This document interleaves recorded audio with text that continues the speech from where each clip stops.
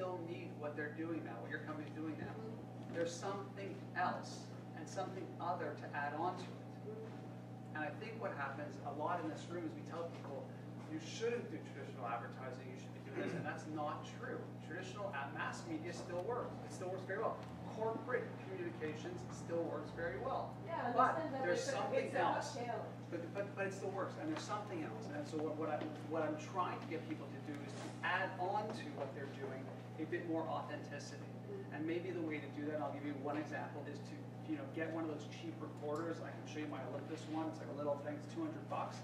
Go around your office and ask 5 people 2 questions. Why do you work here? What do you love about your job? And what do you do? And then take 5 of them. So you'll have 5 times 3 questions, and put it out as an MP3 to everybody in the company only. That's called a podcast. And let people know what other people do and what they talk about. And then go to your boss and go, just so you know, this thing was listened to by everybody in your company. Everybody. It cost me $150 to do.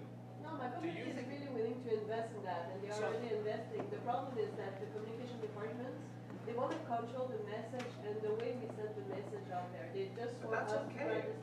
That's okay. I don't agree with them. I think the person that is the community manager should be allowed to have a little twist, a little authenticity to the message. Just being corporate all the time is boring. Yeah. Maybe you have a boring company, and that's it. I was going to go there. Hold on. Mark first. Sorry, just to address this point, I think it's just a matter of baby steps. A lot of times it's really cultural, and it's a big deal for a company to go from very closed and pushing messages to more open. So, sometimes you feel like you're dragging a huge elephant on your back, but you have to accept what they're willing to do and then gradually move them toward the space that you want to be in. Yeah, and that's why I was talking about that podcast. Because what you do is it's not public, it's internal, and any smart business owner will look at that and go, holy, wow, we let our employees talk, especially to one another. Look how much more gets done, look how more loyal they get. And so when you build platforms internally, it only gets people obsessed. And then you go back and say after a couple months, imagine if we did this for our top 20 clients. We went and interviewed them and talked to them about the space. What do you think about the space?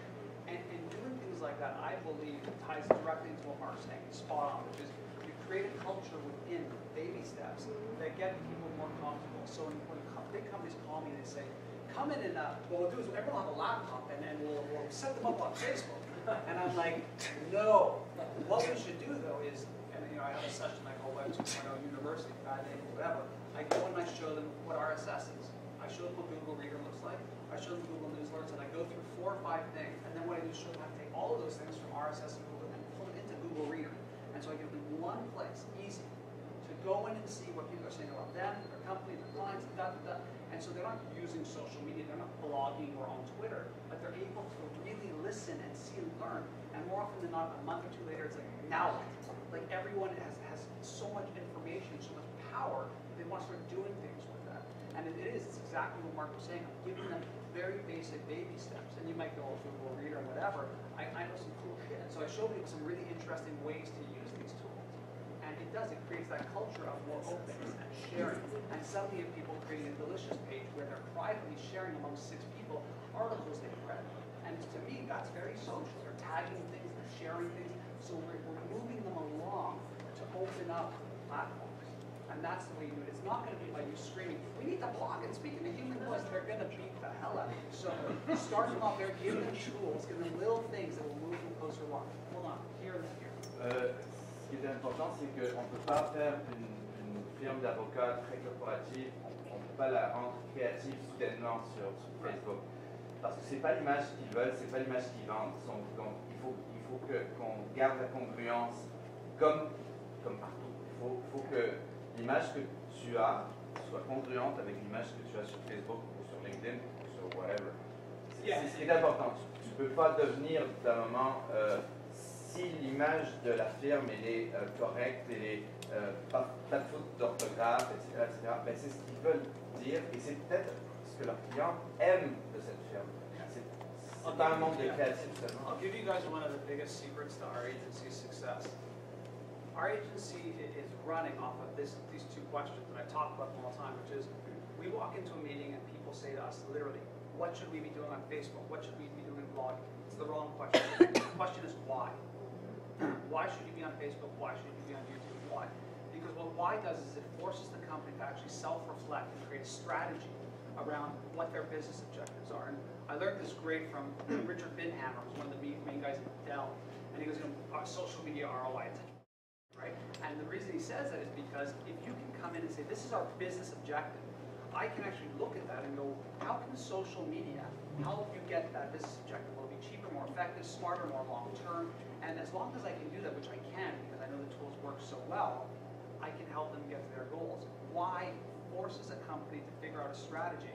You pull your tactics out of the strategy. So one of the things that might be happening in your organization or others is an actual strategy around social media is never in place. So what happens is they go, well, my competitor's on Twitter, I better be on Twitter. And it's the worst thing to do because one, the strategy will also tell you who within the organization is going to help you do this.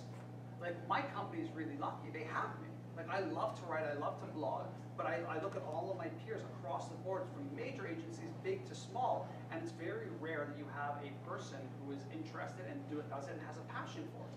And so it comes off as sucky, you know, it's like, here's a YouTube video, and we like it, you know. So, and you're sort of like, well, where's the thought about, right? And so you need to be able to say, like, this is the person, this is how they express themselves, text, images, audio, or video. This is how they think, this is what it is. And again, I don't know, it's very, very, very few companies have actually deployed a real strategy.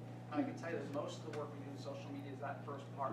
Is helping them define the why. And a lot of times it's even down to job titles. Like, so who? And what are they? Are they a community manager or are they like a writer? And it becomes a whole debate about what makes the most sense. Right over. It's funny, the fact about the why, because last year I was asked for a very large retailer to help them understand about social media. And I came in the room and said, okay, we want to be on Facebook, we want to be, we saw all those applications on the iPhone and we think it's really great, Dolce & Gabbana is there. I said, okay, but actually the question was, why? And at the end of the process, for 3 months, I was going there every other week to talk with them. There was no proposal on the table. And before Christmas, I talked to one of the vice presidents, and he said to me, Isabel, he said, I know we're way behind. We lost a whole year because we're not embracing any social media. And I don't think we're able, actually, at this present time, to embrace any social media application to push our marketing strategy. And that was the most honest answer they could ever give me, because I was going to these meetings and I was just having these discussions like, this is not a strategy to be on Facebook. So why do you have any, where's your creativity within your organization? Well, it's very hard to talk about our creativity. And the whole process, they said, okay, we're not ready. We cannot go there yet. You know, I was on a call yesterday where they wanted me to come in and do some stuff, and they said, you know, but we should just warn you that like our employees aren't allowed to access Facebook, Twitter, or even LinkedIn. And I was like, honestly, don't bring me in. Because what's going to happen is I'm going to do what I do, which is I wave my hands and I look bald, and people get excited and they want to do things, and they can't. And then what you have is mutiny, is people freaking out on you. And you know, I still, you know, we do a lot of work in pharma also, where some of my clients, and then we're talking like chief marketing people, have their own laptop with like a Rogers USB, so that they can just be doing this stuff because the office won't even, you know, their IT department has them on lockdown. And so, you know, that's the other reality is you know, we look at this and go, oh my God, like really? But the truth of the matter is this is still very new. Like there's a reason you guys woke up early and came here, right? And that reason is that we've got this uncharted territory, and this is like, you know, I always think back when I moved venues like this is how communism started. You know, it's like some nut job got into a bar and started talking to people, and next thing you know, we've got like the Third Reich. It's like that's you know, like we're 4 steps away from this being a cult. Like we really are. You know, some little tweaks we can turn this into a really good cult, and we have to realize that we are literally, there is no path, that we are creating this path and paving the way for it, and we can't be frustrated by huge organizations that have, you know, always done it a certain way.